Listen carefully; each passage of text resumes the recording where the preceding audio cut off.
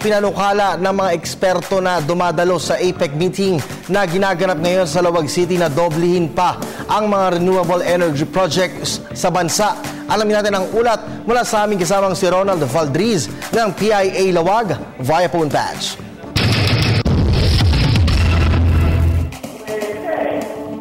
Yes, puspusan na ang sinasagawang pagpupulong ng 19 na representative ng 21 miyembro ng Asia-Pacific Economic Cooperation o APEC patungkol sa renewable energy dito sa lalawigan ng Ilocos Norte na tinaguriang Renewable Energy Capital ng Southeast Asia. Pangunahing sentro ng pagpupulong ay ang pagpapatayo renewable energy projects upang doblehin ang kasalukuyang bilang para sa taong 2030.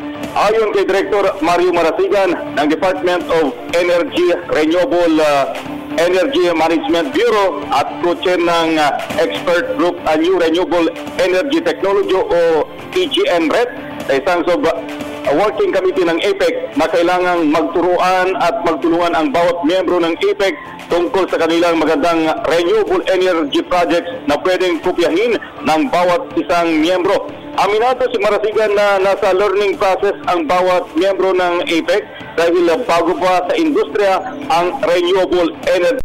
Lalong binibigyang diin ng mga miyembro ng APEC ang solar energy projects na nakikitang mas malaking potensyal sa mas nakaraming lugar sa mga bansang miyembro ng APEC.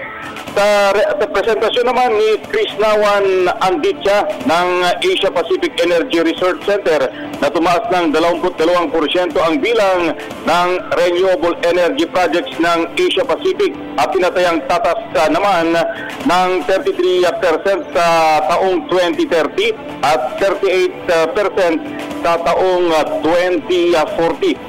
Sa kasalukuyan ay nagsasagawa ng workshop ang mga miyembro ng EGNRET at ay sa presentasyon mamayang hapon at hanggang bukas.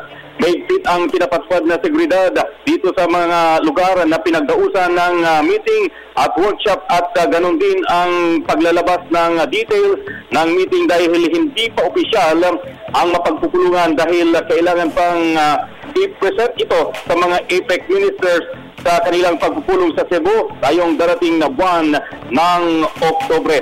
Sobra-sobra naman ang pasasalamat ni Dr.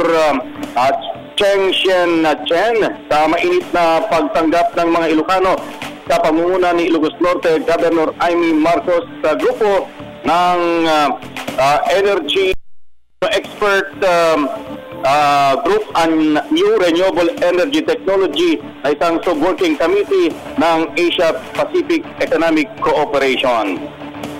Para sa Telebisyon ng Bayan, ito si Ronald Valdriz mula sa Radyo ng Bayan, Lawag.